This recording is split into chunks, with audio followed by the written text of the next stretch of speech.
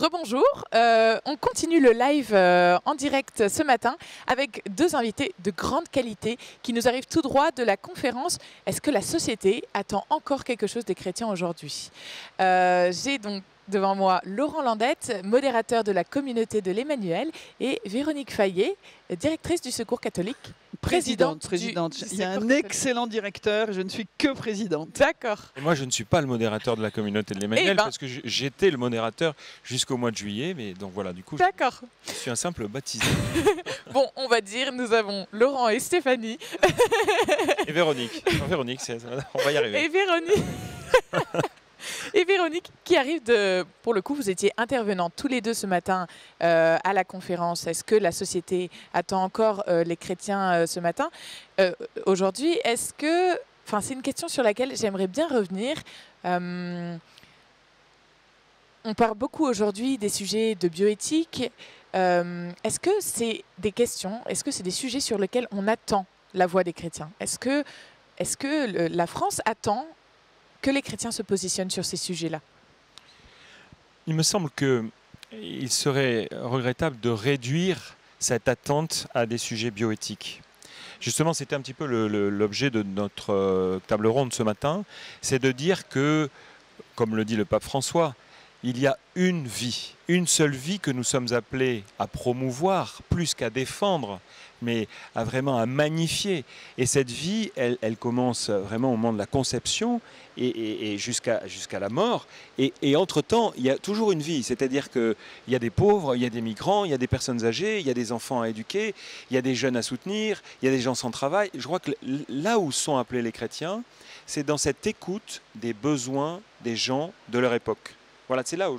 Et ça traverse toutes ces questions, pas que les questions bioéthiques, évidemment. Donc, pour vous, les chrétiens sont appelés à se positionner sur les sujets de la finance, sur l'art, sur la précarité. Bon, vous pouvez peut-être plus nous en parler, Véronique? Oui, absolument, et je crois qu'il y a vraiment urgence. Et le pape, qui est fidèle en cela à toute la doctrine sociale de l'Église, nous appelle à nous mobiliser, notamment pour attaquer les causes de la pauvreté, pas seulement les symptômes. Et je crois que cette parole est attendue. Je le vois dans les contacts qu'on a, par exemple, avec le gouvernement, ou qu'on a à l'ONU, qu'on a dans des instances où se débat un peu cet avenir du monde et cette recherche de justice. La voix du Secours catholique et la voix des Caritas, puisqu'on est 165 Caritas dans le monde, est attendue, écoutée et respectée. Et chaque fois que des baptisés s'engagent pour la justice, pour la solidarité, s'engagent auprès des migrants, auprès des pauvres, c'est l'annonce de l'Évangile, c'est la bonne nouvelle du royaume qui est annoncée. Donc oui, on est attendu, et oui, il faut qu'on aille de plus en plus faire entendre notre voix et montrer qu'on est en proximité, en solidarité avec les plus pauvres et avec tous ceux qui sont exclus de la société. C'est intéressant et encourageant ce que vous dites, parce que quand on parle de la voix des chrétiens, on a plutôt l'impression que la société nous attend au tournant qu'elle nous attend tout court. Dans ces instances internationales-là, dans tous les acteurs, comment est-ce que les chrétiens peuvent parler en fait?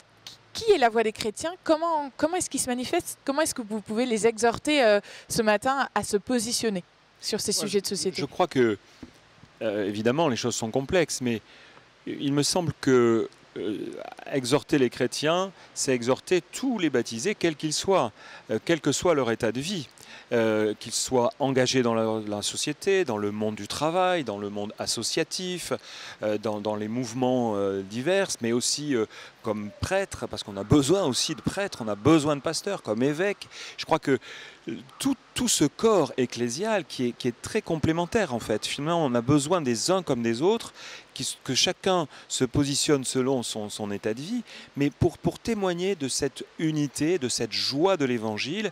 Et le monde, si nous sommes dans cette posture-là, je pense que le monde aura moins tendance à nous attendre au tournant.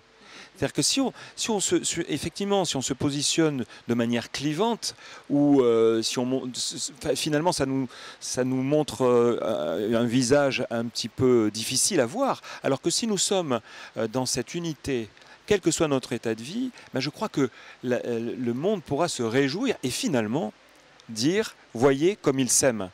Et c'est cela qui touche depuis le début du christianisme, c'est cette exclamation, c'est ça qui fait devenir les non-croyants croyants, et faire ce chemin vers Dieu, c'est quand on manifeste cet amour, cette unité, et quel que soit, encore une fois, je le répète, quel que soit notre état de vie, et en se respectant les uns les autres, en se réjouissant aussi de cette diversité de l'Église. Oui, on a beaucoup parlé ce matin de la communion dans l'Église et on a cette même passion de la communion. Il n'y a pas la communauté de l'Emmanuel qui prie et le secours catholique qui agit. Non, c'est absolument pas ça. Les uns et les autres, nous sommes dans notre fidélité au baptême et à l'amour du Christ. Mais on a les uns et les autres le devoir urgent de rejoindre nos contemporains et de les rejoindre dans leurs préoccupations, dans leurs douleurs, dans leurs souffrances. De rejoindre les femmes qui désirent se faire avorter ou qui désirent, c'est peut-être pas le mot, qui se font avorter ou qui sont dans des interrogations terribles. De rejoindre le pauvre qui souffre sur le trottoir. De rejoindre les Français et notamment les chrétiens qui ont peur d'accueillir les migrants, qui ne veulent pas, qui refusent. Pourquoi ? Je crois que ce qui est important et ce qu'on essaye de faire au Secours catholique, c'est pas de poser un jugement moral en disant il y a des méchants qui ne veulent pas accueillir les migrants et nous, on serait les gentils. C'est-à-dire comment on peut réfléchir ensemble à ce qui nous effraie. Voilà. Pourquoi est-ce qu'on a peur ? Essayons de poser les choses objectivement, essayons de nous écouter, essayons de débattre et d'aller un petit peu plus loin. Et surtout d'entrer dans une pédagogie de la rencontre. Nous, c'est vraiment notre manière de faire. Bon, les belles idées, les discussions, c'est très intéressant. Mais ce qui change les cœurs, c'est la rencontre de personne à personne. Donc vous rencontrez une maman qui souffre d'avoir dû avorter, vous n'avez plus la même vision. Vous rencontrez un pauvre qui vit dehors depuis des années, vous n'avez plus la même vision. Vous rencontrez un migrant et vous passez une journée avec lui. Ce n'est plus le migrant, mais c'est une personne avec une histoire douloureuse et avec au fond une même humanité. Donc voilà ce qui est urgent, c'est que tous ensemble, tous les mouvements d'église, quels qu'ils soient, aient la passion de comprendre ce qui traverse l'humanité aujourd'hui, ce qui traverse nos contemporains, pour essayer de trouver ensemble une autre réponse et d'autres attitudes et changer nos façons de faire et nos façons de voir les choses et nos façons de nous regarder les uns et les autres.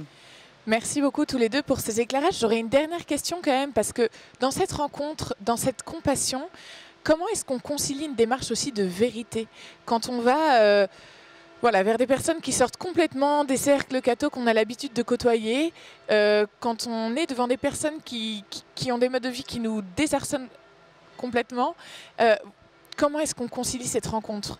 Dans la compassion, dans l'amour et à la fois dans la vérité. C'est ça qui peut faire peur aux chrétiens aussi dans l'engagement, c'est de dire mais j'ai peur que si je vais sur ce terrain-là, je vais y laisser des plumes, quoi. Alors Véronique parlait à l'instant très justement de la rencontre. Ce qu'on a aussi évoqué ce matin lors de cette table ronde, c'est qu'en fait la première des rencontres, et c'est ça qui nous unit en fait, c'est la rencontre du Christ, de la personne de Jésus. Et c'est lui qui nous pousse non seulement à exercer la charité, mais aussi la vérité, la justice. Et je crois que c'est de cette rencontre avec vraiment Jésus, vrai Dieu et vrai homme, que nous trouvons la source, la force d'aller vers celui qui est pauvre et de rencontrer aussi dans le visage, et ça c'est le magnifique évangile de Matthieu chapitre 25, de rencontrer ensuite le Christ dans la personne du pauvre. Et vous parliez de vérité, mais je pense que la vérité, d'abord, c'est un chemin et vers lequel nous sommes tous en route. Hein, et je crois que nous sommes appelés à cette vérité, mais qui s'enracine essentiellement dans la personne du Christ. Merci beaucoup Laurent. Véronique, je vous laisse le mot de la fin. Oui, je pense que vous avez bien raison de dire qu'on peut avoir peur de la rencontre du pauvre ou du migrant. Alors plutôt que peur, je dirais appréhension, mais c'est légitime. Et effectivement, il faut en être bien conscient, parce que de même que la rencontre du Christ en face à face peut bouleverser votre vie, de même la rencontre en vérité d'une personne très pauvre ou d'un migrant, ça bouleverse votre vie à tous les coups. À tous les coups, ça vous transforme profondément. Donc effectivement, ça peut faire peur, ça va me sortir de ma zone de confort, je ne vais plus voir le monde de la même façon. Mais je pense que si on est vraiment attaché au Christ, on ne peut pas ne pas accepter cette conversion, ne pas accepter ce déplacement. Mais effectivement, il y a un risque d'être un peu bousculé. Et bon, il faut le regarder en face et s'en réjouir surtout. Oui, c'est ça. C'est une source de joie.